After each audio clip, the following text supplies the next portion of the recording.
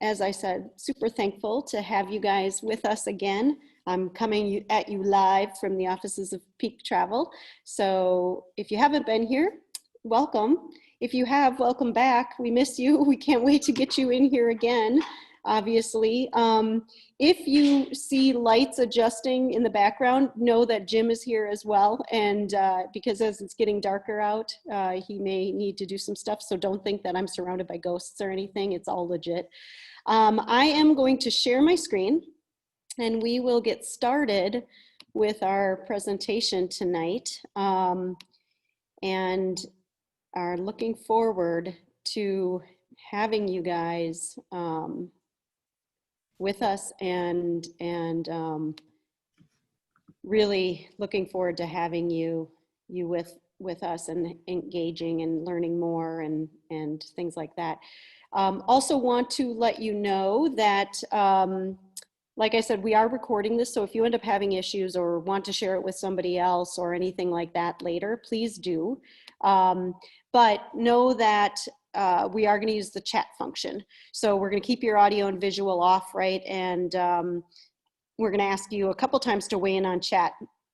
If you hear something you like and you want to weigh in on it, or you were there, or you can't wait to go, or whatever, please put that in the chat too. We just ask that everybody select everyone in the drop down at the bottom of the chat function so that we can all see each other's comments. And then if you have questions, please put them in there, even if it's while we're on one destination. If you have a destination question about that specific topic we're on, put it in there, because Erin's going to be helping me monitor that throughout the evening. Then we'll come back to it at the end so that we can address it in a Q&A. So please use that chat function as much as you can.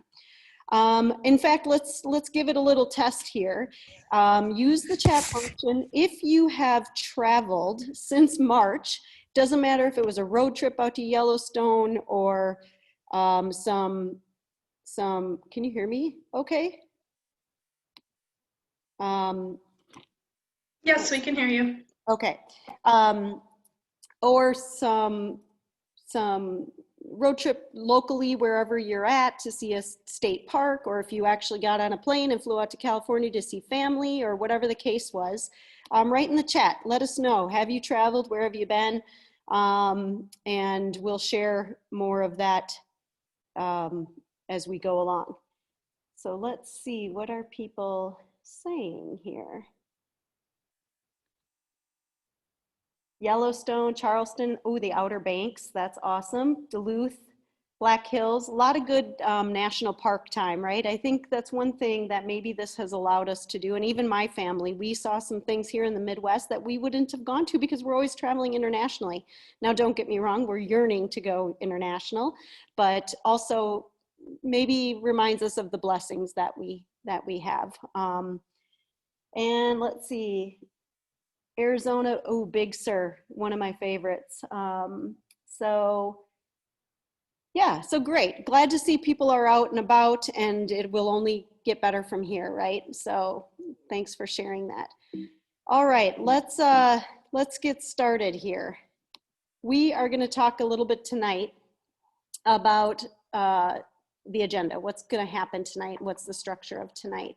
We're going to share some notables, what's been going on, what's giving us hope and excitement as travel is changing. Then, of course, in typical Peak fashion, we're going to try to inspire you. What we're doing tonight is giving you some travel for the upcoming season. So we're going to walk through each season and give you ideas. See, you can see my face glowing now. I have someone that's lighting me. It's amazing. I feel like a celebrity. Then we're going to hear from you. So keep this in mind, that if we touch on a topic and you want more of it, or we don't touch on a topic tonight, but you really need to learn more because it's on your short list, we're going to poll you at the end, because we really do want to know, what do you want to get out of these travel nights? What are you ready to hear and learn about? Because we take our data from a lot of different places, but we want to hear it from you. And then, as I said, we will answer questions and comments at the end. All right, so let's get started. Sentiment toward travel. What's going on right now? How is it evolving? Obviously, the focus continues to be on safety. Unfortunately, in our country, we had a little setback recently with some notable people getting corona, whether it was in our government or our Pentagon as of today, or the NFL. So please, as I think we all probably believe, regardless of how you feel about the pandemic, safety is still our number one concern. And I think we're probably hypersensitive because we're in a business that so relies on it. But regardless, personally, we also have people in our family that are prone. So we really want to make sure that, you know, we're being wise about it. Anytime we talk about travel, we are talking about safety first, your comfort level, your safety, what's your position and your personal perspective and situation, frankly. Then we kind of evolve to comfort. So we want to be safe. If we're doing the right protocols and we play by the rules, then there's certain things that allows us to do, and we will stay true to that. And that eventually leads to confidence. So if it's proven, if people are being good, if some of the extra precautions that are taking place are being effective, then it increases our confidence, and for good reason. In fact, a proof point of that comes from Southwest Airlines. Recently, they polled their database, and when they surveyed them, they asked people, how are you comfortable traveling? And 50% of them said, yes, I'm comfortable. Then they surveyed those same people after they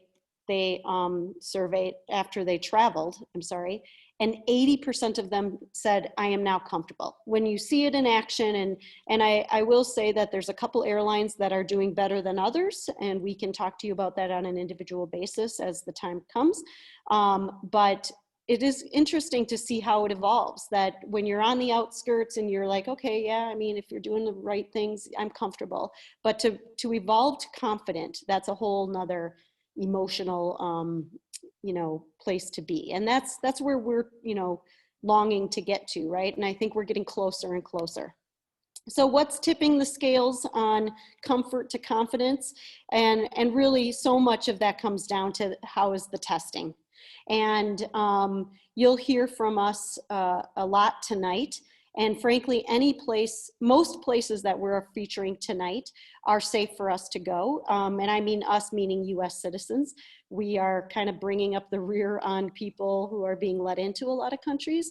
But now, rather than just the 14-day quarantine mandate, what people and countries and destinations are doing is they are evolving it. Now that testing is becoming more reliable and more available, they're putting a test requirement on it. So if you present a negative COVID test within a certain amount of time, 72 hours, some are 5 days, some are 7 days, and our travel designers can work with you. It differs by destination. Minimum, it's usually 72 hours.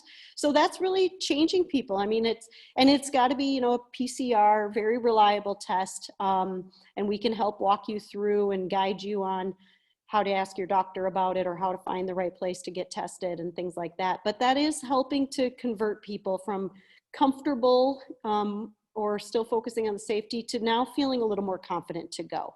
And we will see this continue. And then of course, the discussion of the vaccine is always out there.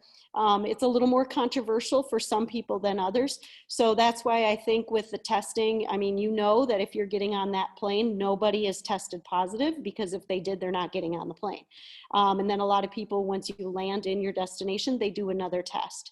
So a lot of good things happening out there on testing. And then as we watch and evolve to the vaccine, that will be the ultimate confidence. But I think there's a lot to be said about, even before the vaccine comes, how we can feel good about it. And another notable that I wanted to share with you tonight is, I don't know if you realize this, but peak can directly be impactful on your happiness. And of course, I feel like you would believe that already, because we should take good care of you. And when we get to talk to you, it's usually about something happy. But really, the reason I put it in tonight is because a recent survey came out, 97% of the respondents said that they are happier when they have a trip planned. And I don't think, I mean, if you're a traveler or just falling in love with the notion of traveling, I don't know that anyone would dispute this. Obviously, 97% is a pretty high percentage, but the nugget of this is obviously when we plan and we just know something's out there. It doesn't matter where, almost doesn't matter when. It could be this time next year. We're just happier in general knowing that we have something planned. And I don't think anyone would necessarily dispute that, because if you've been in that boat, I think you probably agree. And a lot of the data that you're going to see tonight, and also impactful on the happiness quotient, if you will, is the Wanderlist program. Some of you who have been on with us or clients of Peak have heard about this before. Jim and I created this program. It is run now by Virtuoso, and it's evolved into a tool, an online tool and platform where you can share and dream and collaborate with your friends and family about places you want to go or experiences you want to have. There's thousands of experiences and hotels and destinations in this, and you create it. It's free, fun, easy. I will send a link, an invitation to you after this. So for those of you who haven't set it up, I'll invite you, and please just play around with it. It is very fun. And so a lot of clients are doing post-COVID, and they're dumping a bunch of ideas in there. And then others are, I want to go to Croatia, I want to go to Fiji, and they're creating specific. And then you can invite your friends and family who would go on that trip with you, and you can all participate. It's very fun and very collaborative. So you'll continue to hear about that. And then tonight, I'll tell you on a few of the slides when we're taking some of the data from what Wanderlist nationally, there's thousands of trips that are being put into this platform. And so we can really see where do people want to go. So it's a really fun and useful tool for us too on the designer side. All right, so let's get to tonight. As I said, we're going to talk about the coming seasons. This is how we're going to structure tonight. We're going to go through 4 little buckets of destinations and profiles. And for those of you, I know there's some in New York and Tahoe and California on with us tonight. You don't necessarily get to see this upper left-hand corner like we do in the Midwest, but everybody recognizes it as winter. Some recognize it as more of a need to get away than others. So we'll talk about some shorter term for holidays and winter. Where do we want to go? Then we'll evolve into spring, summer, and autumn. And so we're going to go through each season, and we're going to give you a couple deeper dives into some destinations, and then give you some other top picks for you to consider. So it is with my pleasure that we're going to start off with winter and holiday, just around the corner. Again, some of you may be more comfortable than others going.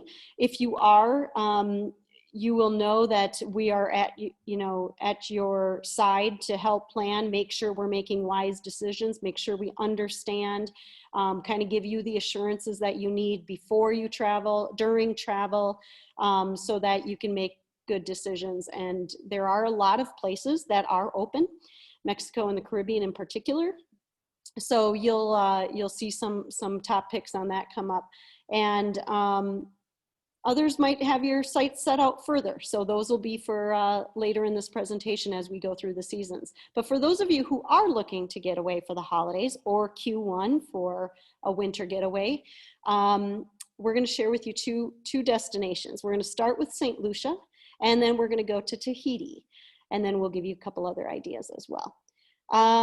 So with that, I am going to ask Erin Green on my team to make herself known. Hello, Erin. Thank you. She is, if you've worked with her, obviously I'm biased, but quite the gem. She also has a lot of knowledge on Mexico, the Caribbean, lots of places all over the world, but she has been working hard with clients for Thanksgiving, Christmas getaways, warm weather. So Erin, I'll leave it up to you to take it away and tell us about St. Lucia. And you're muted, so. Oh, there we go. Perfect. All right, St. Lucia we wanted to talk about just because obviously, as you can see from this picture, a beautiful tropical island, but more than just sit on the beach. This island has a lot more to offer. So pretty easy to get to. There are no nonstop flights from Minneapolis, and that was pre-COVID as well, but pretty easy through Atlanta on Delta if you're coming from Minnesota, and then lots of other options on American Airlines, JetBlue, United from various cities. So, you know, we always these days have to take airline schedules with a bit of a grain of salt just because things are constantly changing. But I have been looking at it for some clients recently, and it is feasible and not too difficult to get there if you don't mind a quick layover. As I mentioned right away, obviously stunning water, stunning landscape, but I think a lot of people that come to St. Lucia are drawn because there is a lot to do. You know, I know here in Minnesota, people tend to be quite active and want things to do beyond sun and sand. So zip lining through the jungle, horseback riding. There's obviously tons of water activities, snorkeling, waterfalls. There's some kind of cool sulfur hot springs, mud baths experiences, chocolate museums, and then something kind of a signature experience I would say is you see up in the upper right picture, that's one of the pitons, which are the two kind of large mountains on the island. And you can actually hike those. One is very technical. You need a lot of supplies. You have to kind of have a proper training to do so. The other one is challenging, but doable and kind of a really worth the work to get up there for some pretty incredible views. So very active island. When you come in, and one thing I was going to mention, this is currently open to Americans with a negative COVID test within 7 days, which is nice because there's a little bit of flexibility there. There's no kind of really quick turnaround time on this test, which I know can be a little bit stressful. You will almost always fly in to the southern airport down there near Via 4. And then there's kind of two main areas of resorts where you would stay. So one is that kind of that circle to the left around Soufriere. There's some beautiful resorts around there. And then if you go up north, you see that circle at the top near Rodney Bay. That's where a few more of the all-inclusive properties are, but as well as some kind of beautiful family-oriented properties as well. So kind of two main focuses. Now, one of my favorite hotels on this entire island is in that kind of southern area. It's called Sugar Beach. It's part of the Viceroy hotel brand. You can see why it has that name. It has beautiful white sand, and I really think it's the best beach on the entire island. And the other neat thing about where this hotel is set is it sits right in between the two pitons. So you really get fantastic views to either side of you. And it's a great jumping off point right here for all sorts of water activities. And that last photo I meant to say was taken by my client. So this isn't just marketing material. I mean, this is what it looks like for any time from the beach. Beautiful accommodations. They offer kind of single hotel rooms as well as standalone cottages, as you see in the bottom left. So really kind of built for personal space and distancing. So kind of an appropriate choice right now. They have a wonderful spa. And actually, if you look in the top left picture, you kind of see some of those buildings up in the hillside. Some of those are accommodations. Some of those are also their spa cottages. So it's not a typical kind of spa complex. You really kind of go in your own little area and enjoy the views and enjoy the nature sounds while you're getting your treatments. Another one on the southern side of the island is called Jade Mountain. And this is kind of a bucket list experience for people. The architecture is really interesting. So that top left photo, those are the hotel rooms. All of them are open air, like completely wide open. They all have a plunge pool. They kind of have a famous story. They had a couple that showed up and they didn't leave their room for a week because they just had everything they needed right there. The views are incredible. You've got your pool. You can be, room service is an option. You do get those beautiful views because you're up on the cliff, but you get access to the beach kind of at the foot of the hill there, and that's part of Anchorage, which is another nice resort option, but you're not sacrificing your beach access by staying up there. And close to a lot of those activities we were talking about, those mud baths, you can see a picture in the bottom right. There's some bird watching, there's the sulfur pools. Yeah, just some really interesting natural features. Now, one thing about St. Lucia is the roads are a little iffy sometimes. So if you're flying into the south and staying up north, it can be an hour and a half drive, and it's pretty windy. I mean, very safe, but if you're, if you get queasy in the car, it can be a little rough for some people. So one kind of cool experience is if you're staying on the northern end is to take a helicopter transfer. So you land at the airport, transfer right over the helicopter, and it's about a half-hour flight up to the northern end. Both easy and fast in terms of transportation, but also flying by the pitons is a really, really beautiful experience. And then just a kind of an idea of the resort options in the north. As I mentioned, if you are someone that's looking for more of an all-inclusive type stay, there's several options up there. There's some that are kind of set in marinas. So, if you're a boater, there's very easy to hop on a yacht, very easy to hop on a snorkel boat. And then there's a great property, and I believe it's the one in the upper left at the top. And that is Cap Maison, and they have a lot of standalone villas. We've had several families stay there over Christmases. It's just nice because you have your own space. There is a kitchen if you want that, so you can run into town, get your groceries and such, as well as some, standard hotel rooms as well. And they're known for a guy that works in their spa that takes people running in the jungle every day. So the staff is really great there, and you kind of get to know them and can go out for your daily run with the spa manager if that's something you're looking for. All right, thanks, Erin. So if you have questions or comments, if you've been, if you're familiar or you have questions for Erin, put them into the chat. And I know I see Liz is saying that she loves helicopter transfers. I think if you're a helicopter fan, it's a great way to kind of double dip and do a transfer. We call it a flight scene transfer, and it works out great. Okay, we're gonna move on to Tahiti. Major Wanderlist bucket list type of destination. And we're not going to go too deep into it, but we are going to just give a nod to it because it has been very friendly to US travelers during this time of COVID.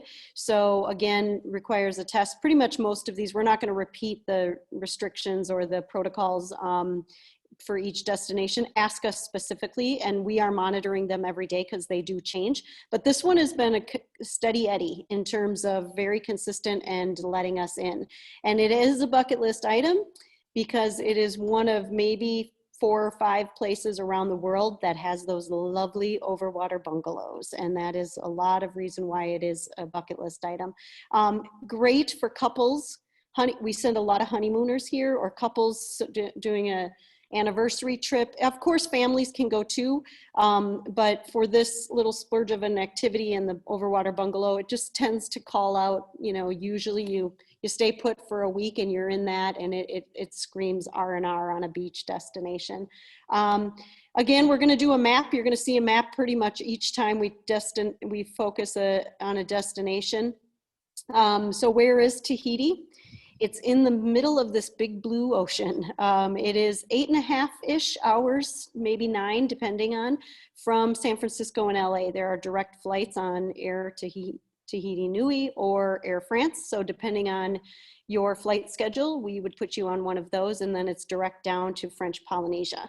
What people don't realize is that I just mentioned French Polynesia. It is a cluster of several island chains, kind of a region of the world, if you will. And Tahiti is actually the name of an island, but this little region of the Society Islands often gets called Tahiti, and people just kind of lump it all together. But a lot of times when people are thinking of the overwater bungalow or whatever, a lot of them have Bora Bora in mind, and we do send a lot of clients there. So just to give you a sense geographically of where these places live, we have sent other, to these other islands as well sometimes, but most of them go down to the Tahitian Islands. So what do you do when you're there? Clearly the water is the biggest draw. And Erin mentioned this a little bit too with St. Lucia, and it's true in any Mexico, Hawaii, Caribbean islands. We are monitoring what is happening there. Many of your water activities for now, at least, is going to be held through the through your resort. So private snorkeling or catamarans or whatever. And then as protocols change and smaller groups are able to, then they're opening more and more of the sunset cruise or other things. So we'll monitor that, make sure that you're able to have the best experience depending on when you're looking to go, and be very open and keep you comfortable and confident of what you're doing. So throughout the Tahitian Islands, like I said, the water, the snorkeling, diving, out on the boats, whatever is by far the biggest draw. R&R, the spas are very popular there. But there's a lot of local markets. Every island has different local markets on different days of the week. So great to go walk around. And then on the bottom, it's interesting. I had a couple there that celebrated an anniversary, and he has his own business, and spices and herbs and other food products are part of his arsenal, and he sources vanilla from Tahiti.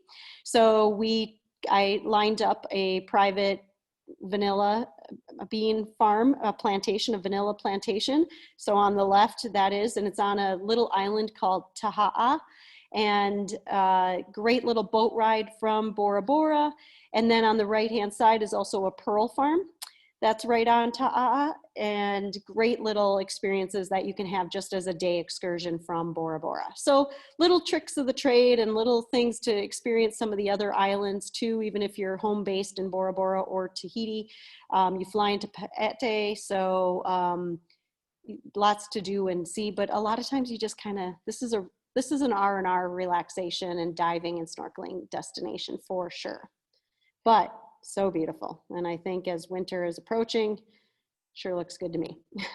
Other top choices. Now, again, this is what we learned from Wanderlist, and just based on what is open to us and what has been consistent with their protocols. Mexico has been great. We talked about Los Cabos. We're praying for Cancun right now as Hurricane Delta is coming in, so we'll watch those areas as well. But Los Cabos is on the Pacific side. Lots of other places as well in that area. Costa Rica and Belize. Costa Rica just announced they're lifting their mandates here soon, as is Belize, all within this month. And then really right now, the Caribbean islands are a great choice because most of them are open. The Bahamas and others have just recently lifted them. And when I say lift, it means that they're not mandating a quarantine. You will be allowed in with a negative PCR test prior to travel. So that to us is open for business, which is great to see. And then I throw Kenya, Tanzania, and Zanzibar on there. All of these, you may notice, if you're familiar with Zanzibar, it's an island off the east coast of Kenya and Tanzania, off that region. And it's a beautiful island, a couple islands. Zanzibar is one of them. And so these are all beach destinations. And it is by far, surveys have told us that like 51% of people surveyed, when you ask them what kind of trip will they take first, either soon here or as COVID starts to lift, and more than 51% said a beach destination, a warm weather or beach destination. So all of these have that in common. Kenya, Tanzania, and Zanzibar obviously also have the benefit of an amazing safari experience too.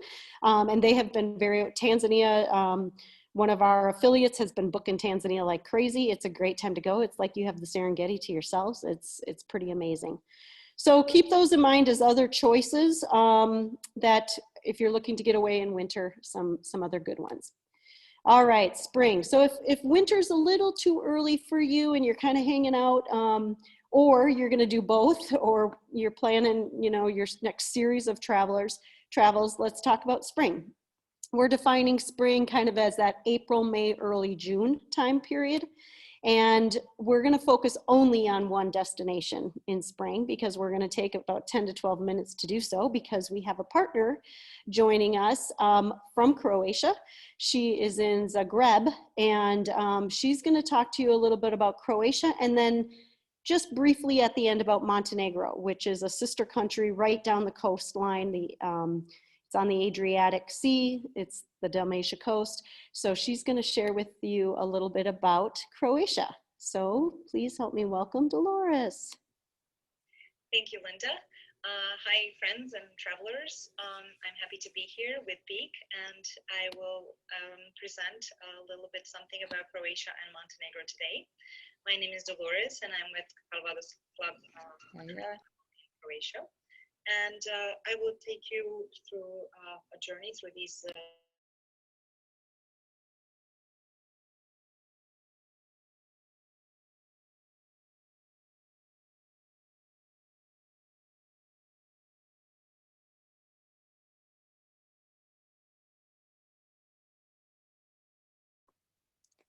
Linda, we lost the sound. Can you hear that? Yeah. Yes.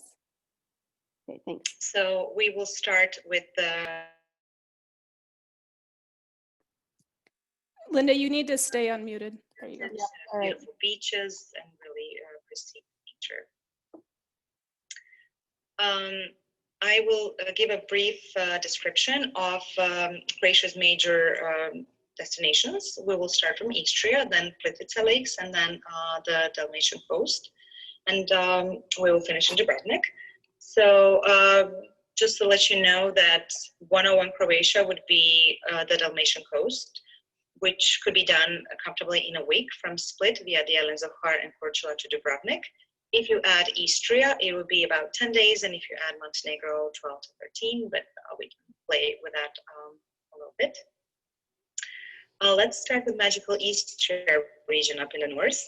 This one is only a 3-hour ride from Venice, so it's ideal for those of you who will be exploring Italy beforehand.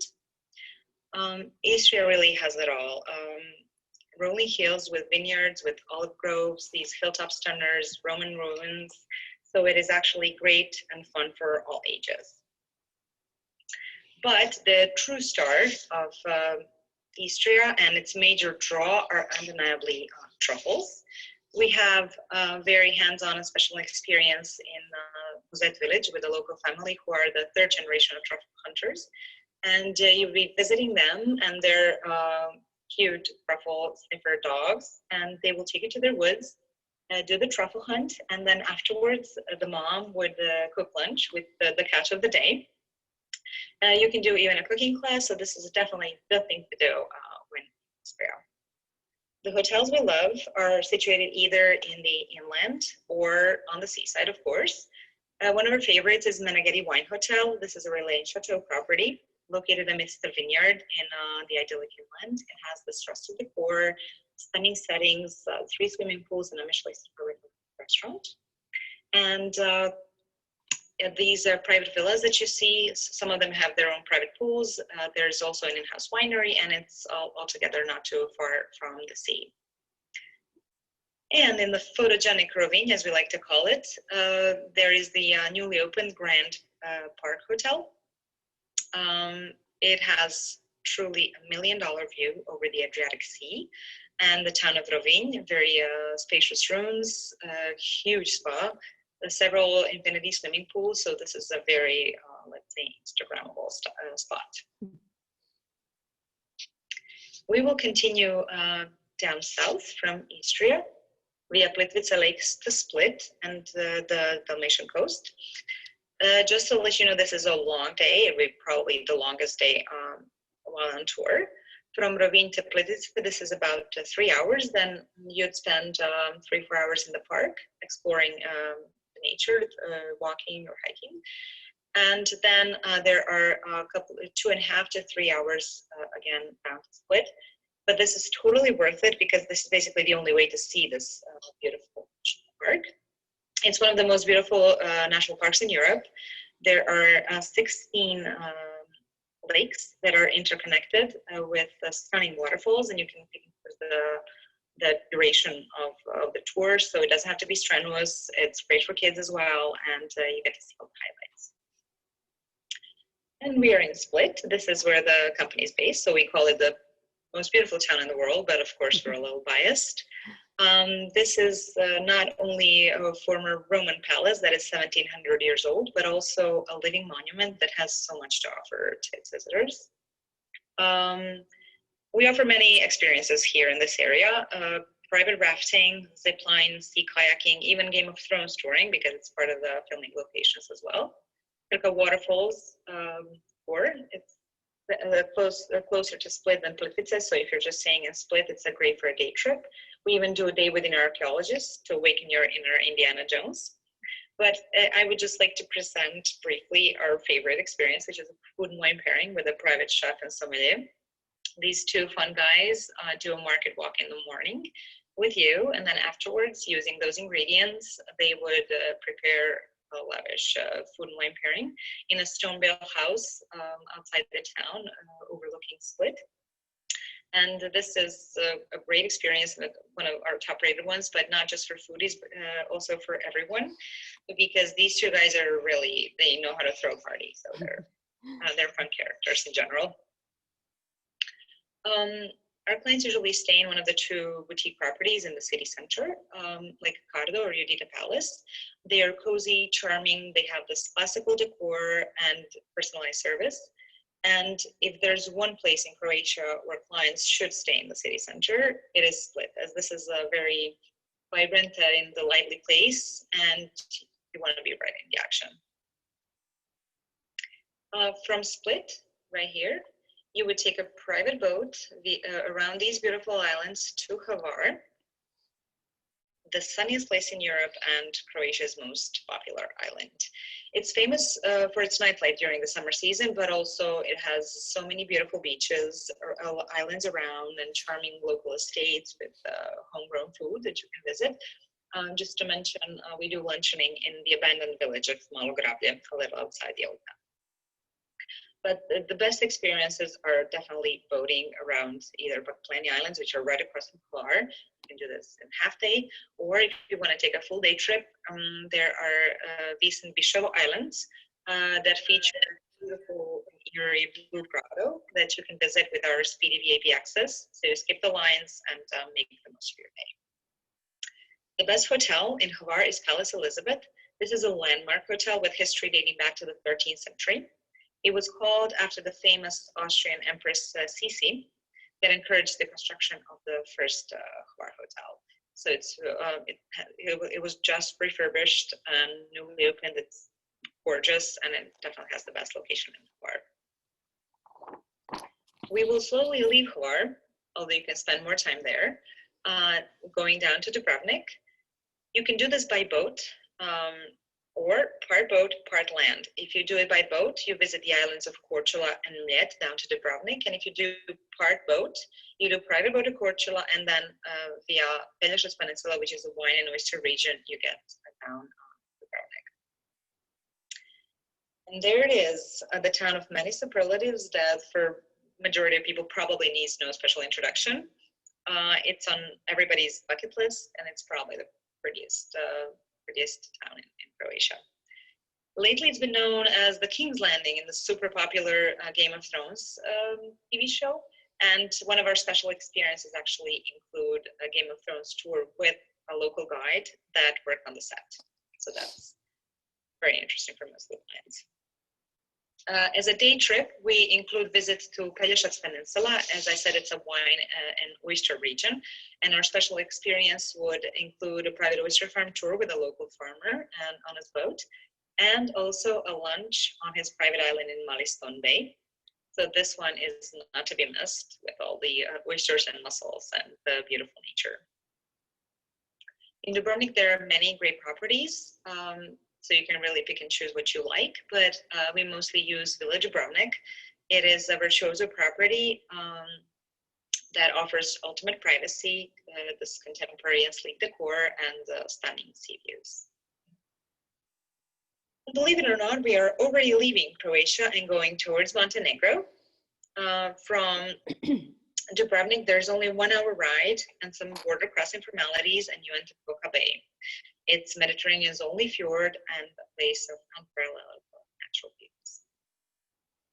Our special experiences here that we would recommend include panoramic boat ride in Boka Bay to this artificial island right here called Our Lady of the Rock, and you can visit it with us outside the working hours.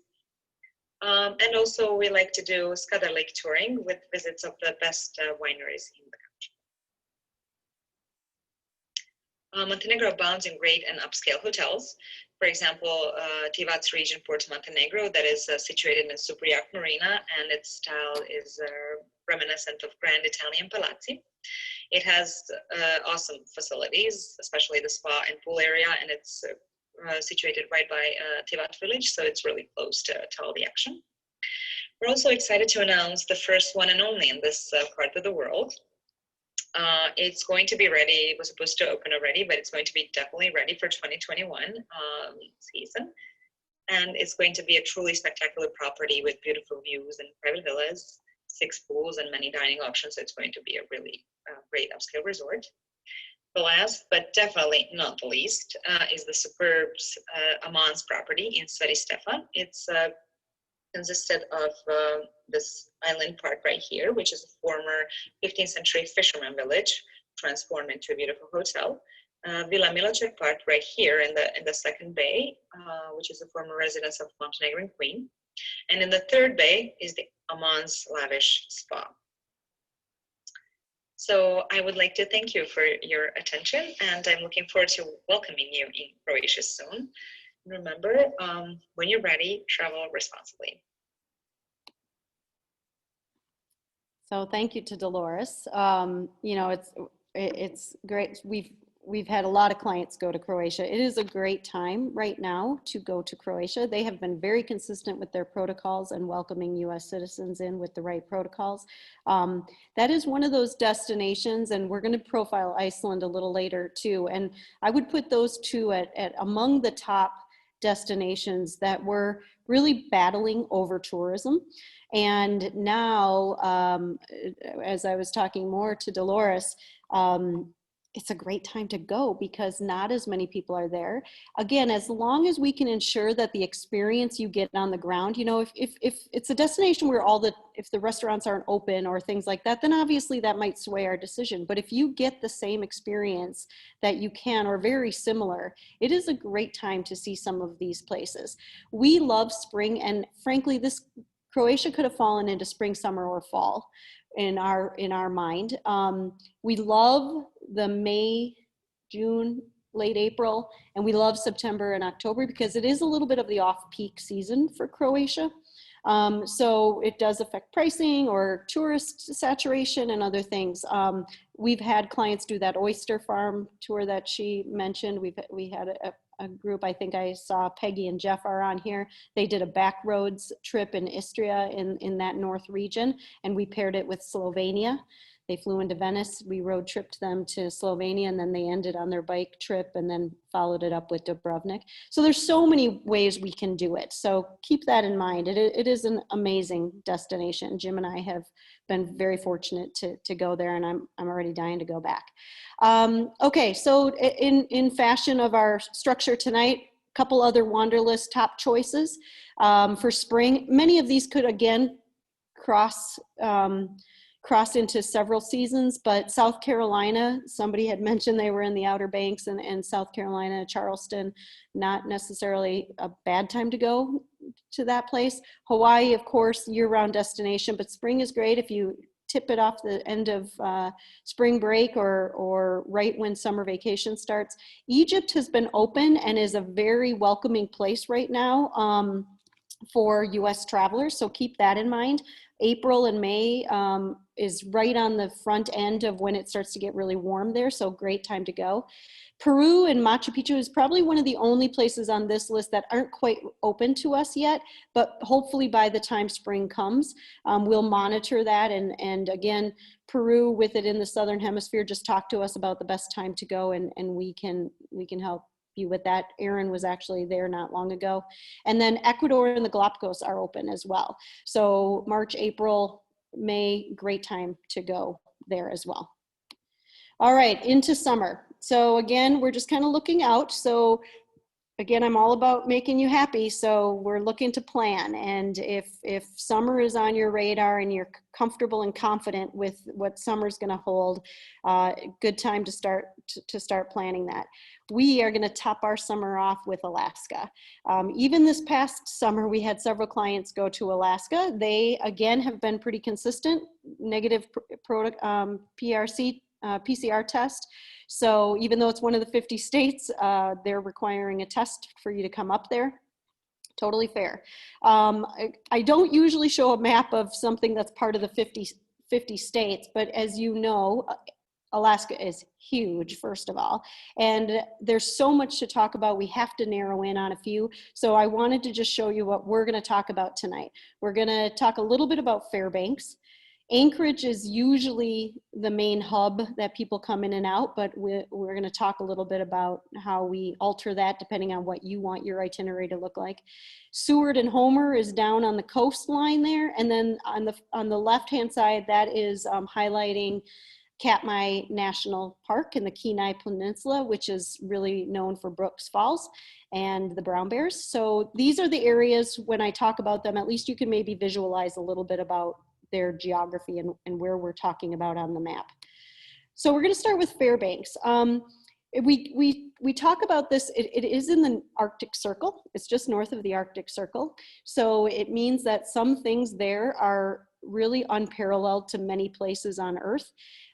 Very well known for dog mushing. And as an Anchorage, actually, Jim and I we were able to do an experience similar to this out of Anchorage, but Fairbanks is a great place to do this. And depending on when you're there, late summer and definitely fall is one of the best places to see the northern lights.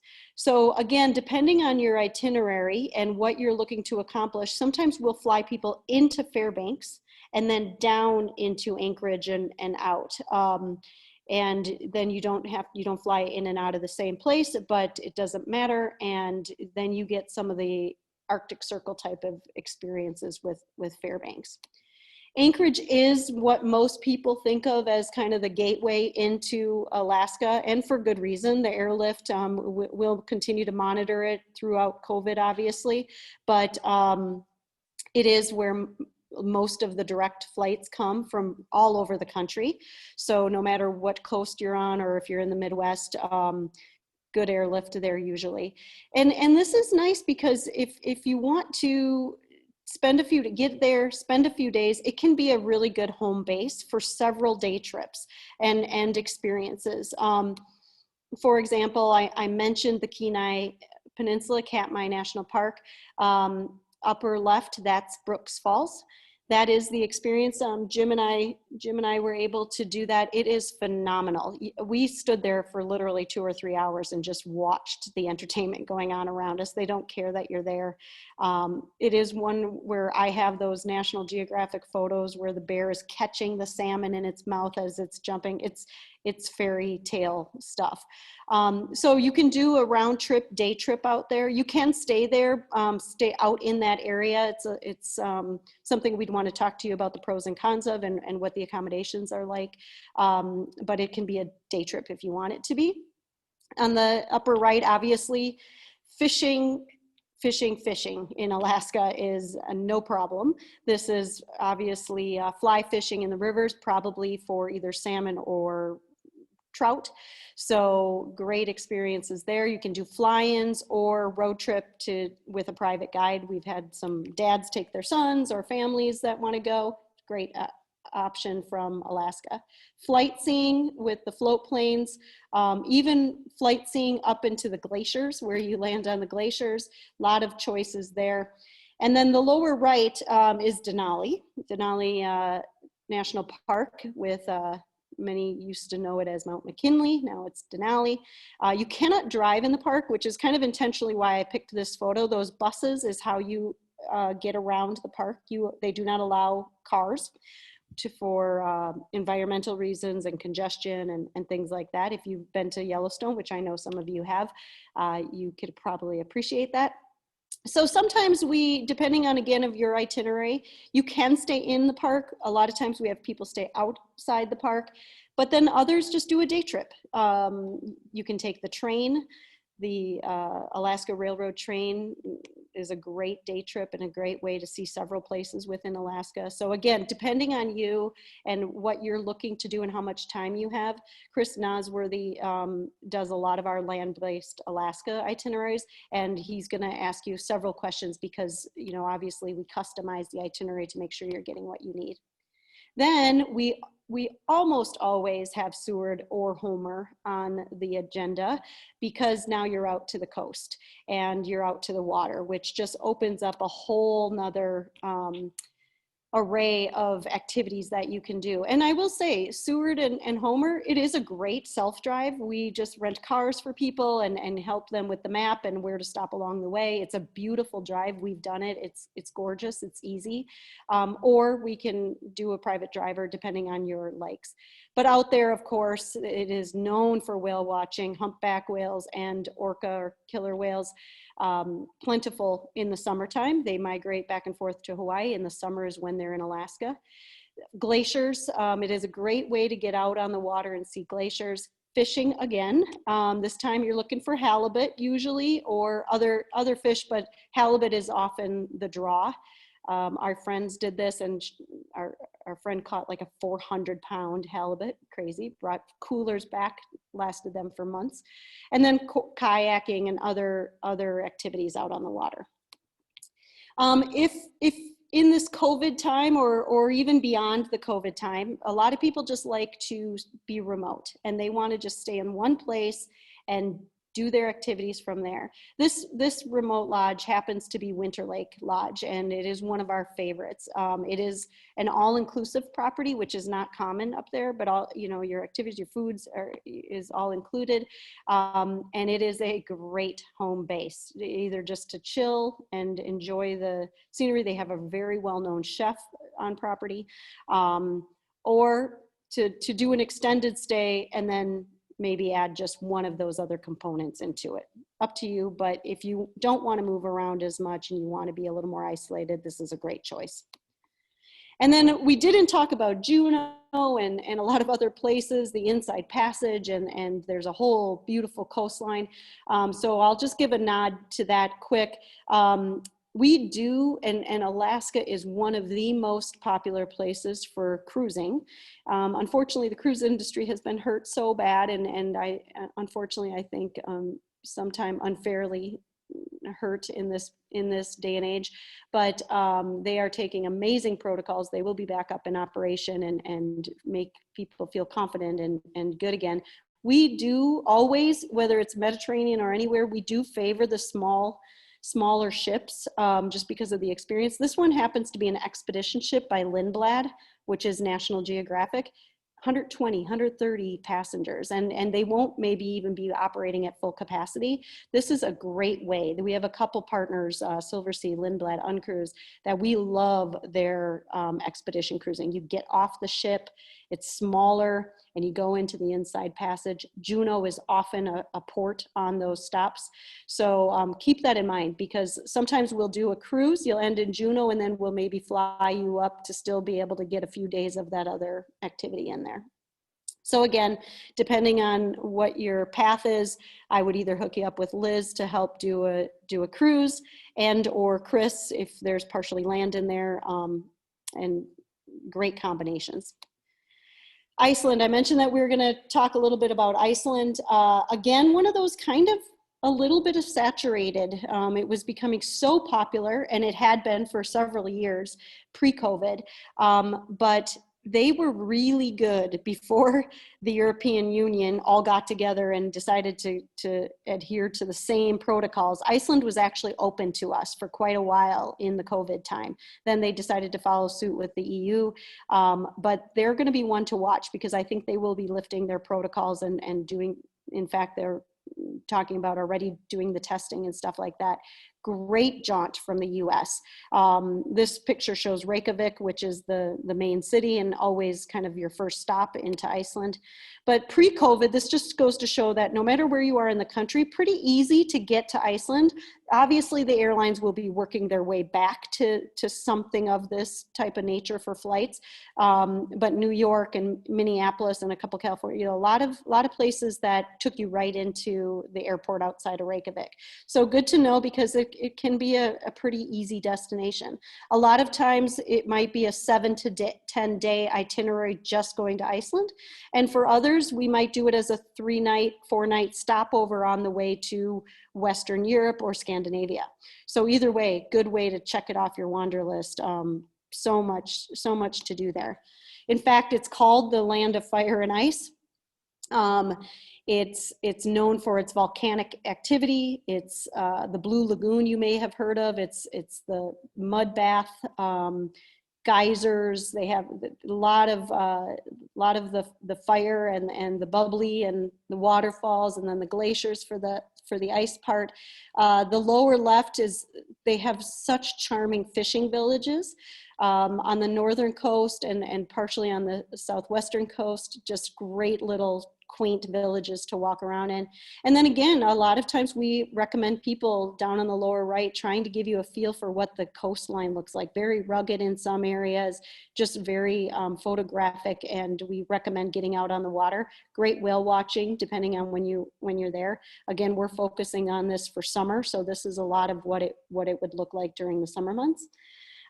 Just great activity. A lot of times, in fact, before I leave Iceland, I would just want to say the Golden Circle is kind of the gimme, and a lot of people know that route. It's literally a circle that kind of gives you a pretty good breadth of what Iceland is all about.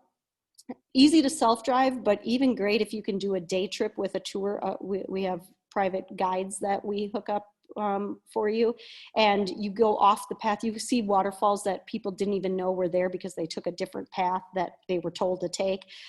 Great options there. So keep that in mind, because again, a lot of people use Reykjavik as the home base. Good day trips out of that area, and a charming city to walk around. Museums, cathedrals, and other opportunities just to enjoy the city as well. So for summer, other choices, many of you experienced this summer, Montana and Wyoming with the national parks and just the outdoors and the wide open spaces. Great for summer family trips. Vancouver and Whistler sometimes gets forgotten. Now Canada still isn't open to us, but by summer it will be. Before that, I'm sure. Great area out on that west coast of British Columbia.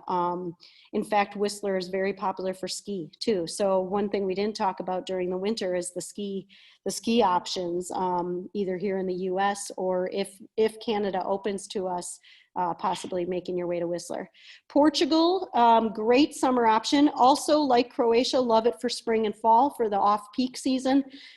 Portugal also, like Iceland, had been really, really good in their protocols, and they have had very low cases and very meticulous about it. So they are one to watch in terms of opening up to us, and I think they will be on the forefront of the European countries to be strict, but yet allow us in with the right protocols. United Kingdom, again, huge on the Wanderlist, very high on the Wanderlist results for where people want to go. And again, we mean United Kingdom, meaning England, Scotland, Ireland, Northern Ireland.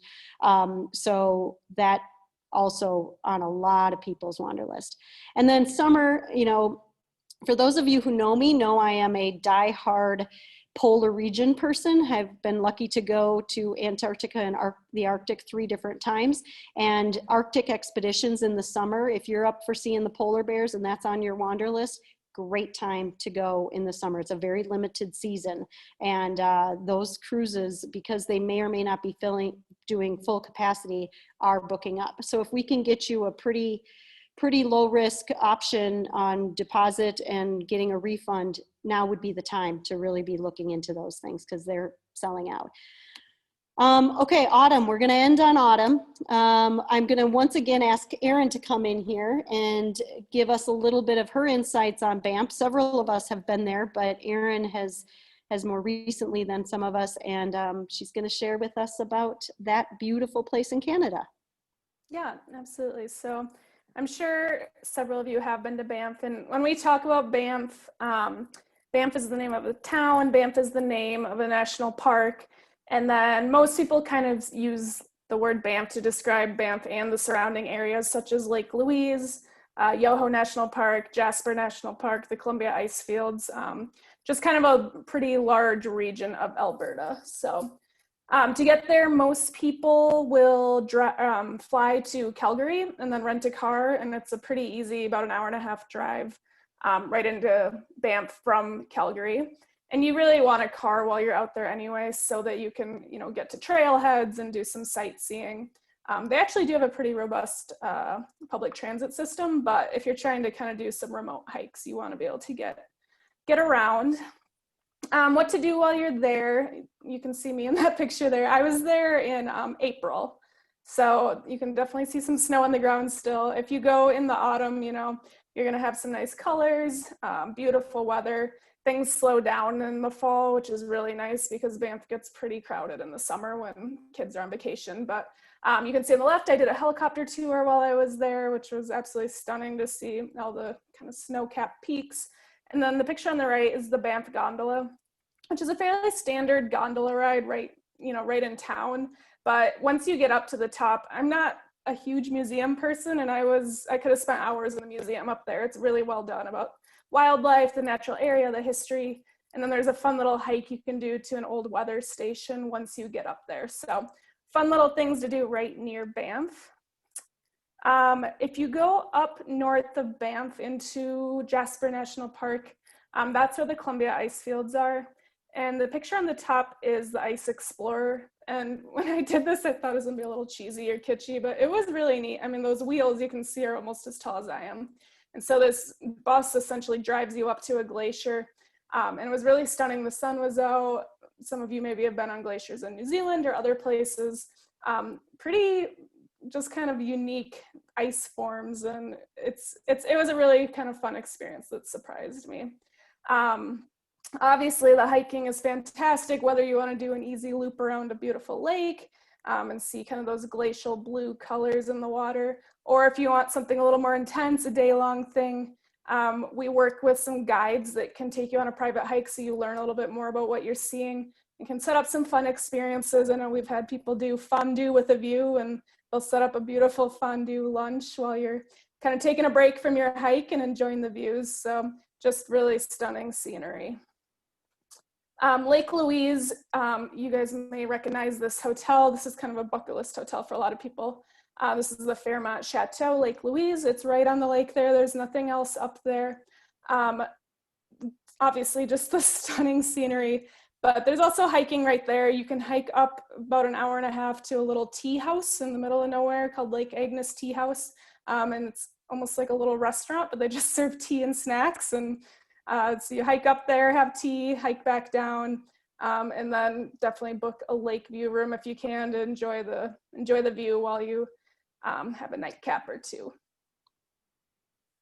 Another way to get there, we talked about renting a car. Rocky Mountaineer is a really great partner of ours, and that's a really kind of a scenic train ride. They've got a lot of different itineraries you can work within, but I'd say the most common one that people do, you start in Vancouver and you spend one night in a town called Kamloops. And that's kind of a nice feature about this is you don't sleep on the train. You're not trying to hang off a bed coming out of the wall. You stop and you stay in a hotel, and then in the morning you get back on, and then you'll continue on to either Jasper or Lake Louise or Banff and get off the train.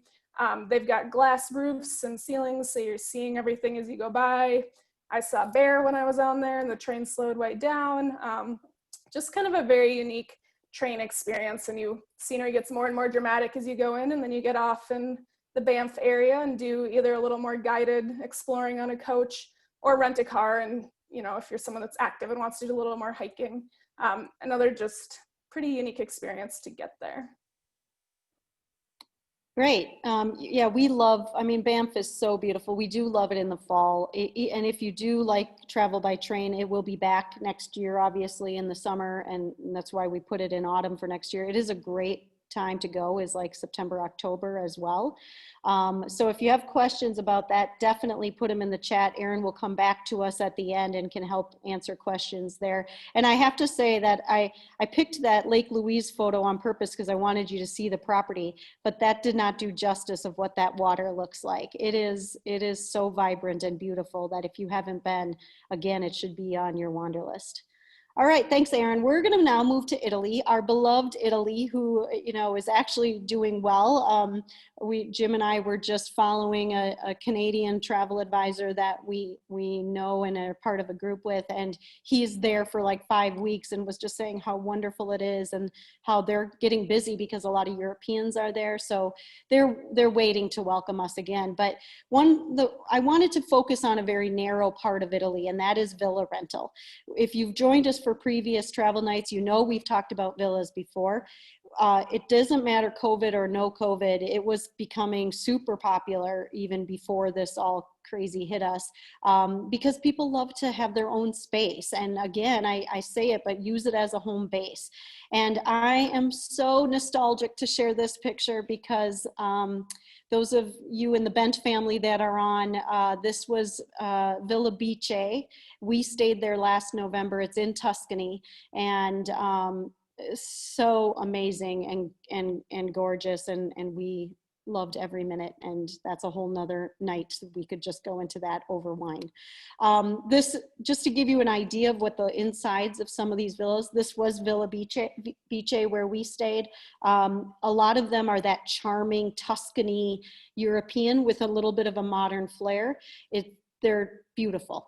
The grounds are beautiful. This had a pool. We were there in fall, so it was not necessarily pool weather, but spring and summer, these are great. And again, a great way to use it as a home base. We did a wine tour. We did truffle hunting. We did a day in Siena. And then there were other days we just chilled, and we got a chef, or we did a cooking class in the villa to make homemade pizza. So it really just depends on what you're looking for. They range all over the map of how big and how small they are and the price point. So if you have a couple families, or there's 4 couples or something, some of these properties can be even way more affordable than staying in the city center in Rome in a hotel where you're spending $400 or $500 or more a night. They can range anywhere from $1,000 a night, of course, way upward. But when you're splitting it, that is not bad. I had to throw in this picture because Liz and I worked with a wonderful client of ours. This happens to be owned by Sting, the musician.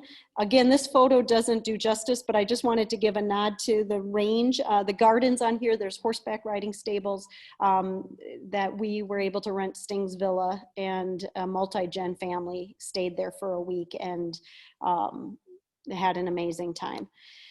We're going to move down the coast because, of course, anywhere in Europe, or many places in Europe, and a lot of places in Italy in particular, have great villa options. We have several partners who have, like I said, a major range of different villas. So if you're only 4 people and only need 2 bedrooms, or you need 8 to 10 bedrooms, we have different partners that we tap into. This one happens to be on the Amalfi Coast. So again, perfect for day trips out to Capri or down into Positano, Sorrento area.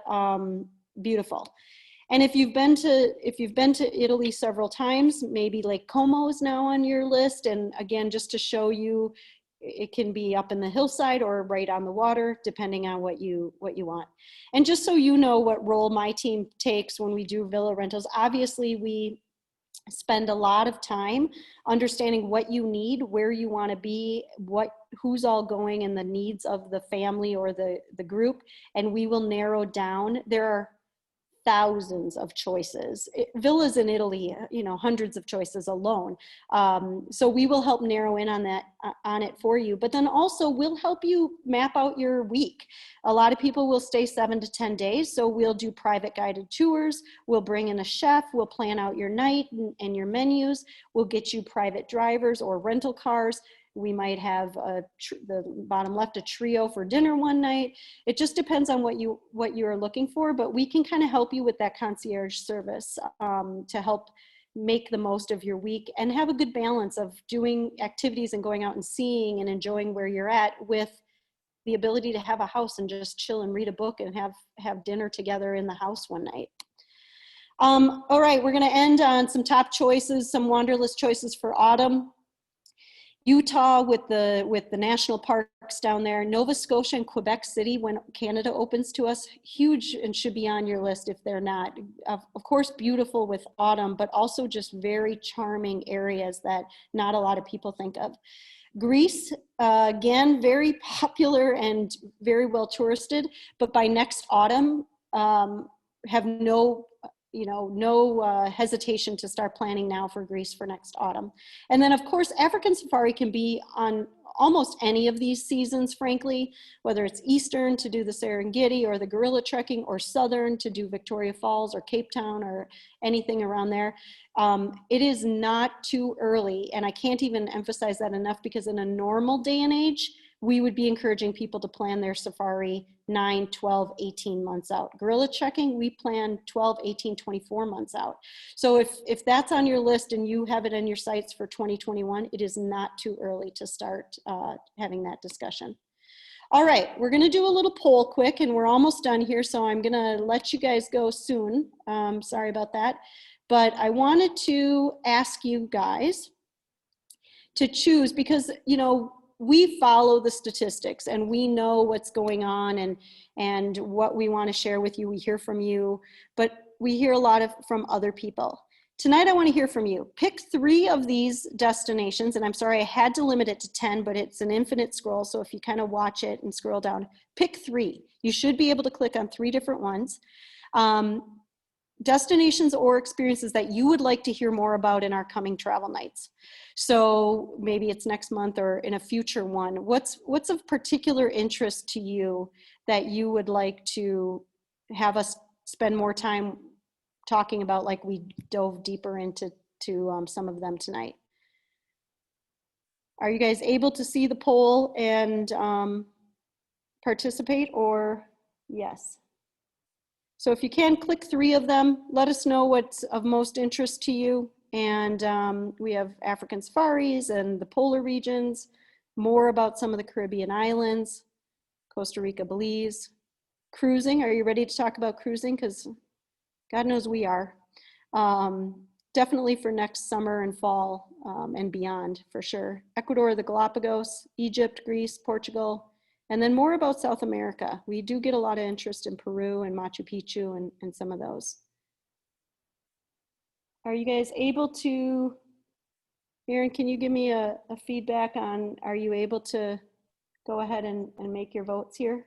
Yes, people are filling it out. Okay, great. Okay, I am not seeing the results populating, so I'm gonna just I can trust that it's happening. It's pretty even mix right now. Okay. Maybe we'll give you guys 15 more seconds and then. Great. Yeah, so again, pick 3.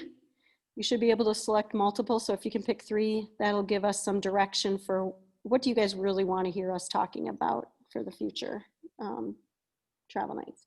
All right, I'll go ahead and end it. Okay. And we should be able to share. Yep. Do you want me to share it, Linda? Yes, please. All right.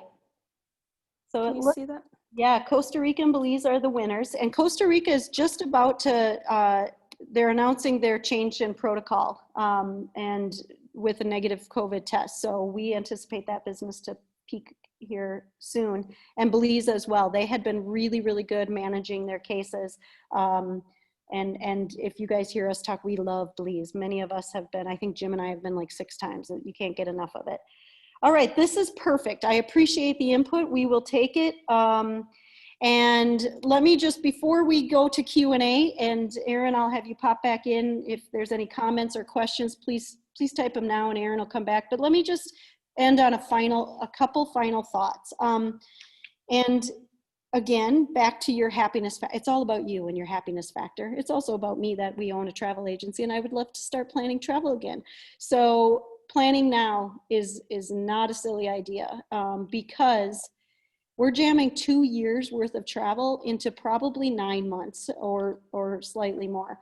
And the reason that's significant is because if you were traveling in 2020, you maybe have credits on file. And if you don't, trust me that hundreds of others do from all over the world, right? So they're using them next year and any new trips.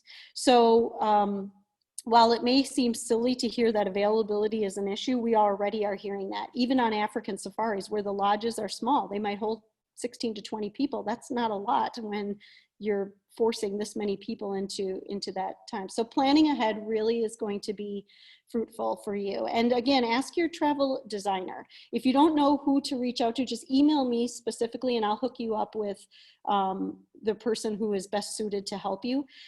Because honestly, you know, we're looking right now, you've heard me talk about low risk, no risk. We're kind of evolving into what assurances can we give you? How are we in the planning process? What communication are we giving you? What protocols are we following? What destinations are viable? And then, of course, right before travel, clearly to make sure everything is still good, and that if you did have to cancel, that we had negotiated the right terms and conditions. We had advised you on insurance and help you made a good decision there. And then during travel, who's got your back? And so we're going to be talking more about language to help assure. And again, it's moving from comfort to confidence. And you need to know that from us too. We're your advisor and hopefully your pal in the process. So we want to be that for you. And then, you know, just a couple other things is we are working with partners all over to make sure that the expectations for deposit, refund versus credits on file, all of those things. So depending on where you're going, we're working closely with our partners and hotels. And then, you know, just also I mentioned travel insurance. That's probably one thing in all of this that we wouldn't love to be experts in travel insurance, but man, are we. So we can advise you on what makes sense, what doesn't. MedJet, for example, just added a COVID section to their policy. So does it pay to add that on? All those factors. And then, you know, one last little tip and to nod to the photo is your passport. If it's not got 6 months availability in it, get it renewed, because it's taking a little longer. For one thing, they had let a lot of people go and lowered their staff count, so they're a little behind. A lot of them are doing first in, first out, so get it in. And plus, you want it to be ready so that if you are booking any last minute travel or an opportunity comes up or a great value, that you could be ready to go.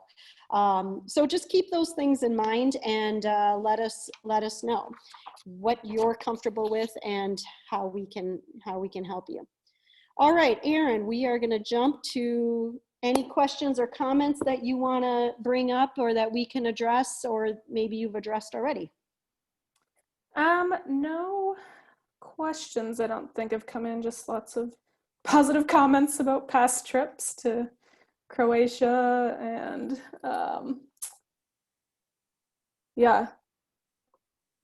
Great.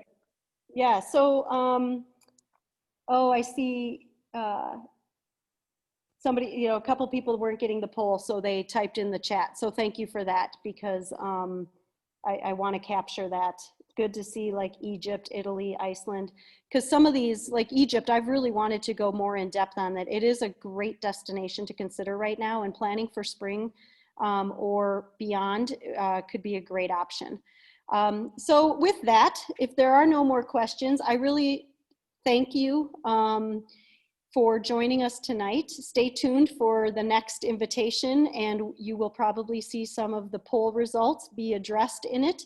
And we really appreciate your time. So thanks for joining us, and go out and vote. We'll be safe and see you next time. Thanks, everybody.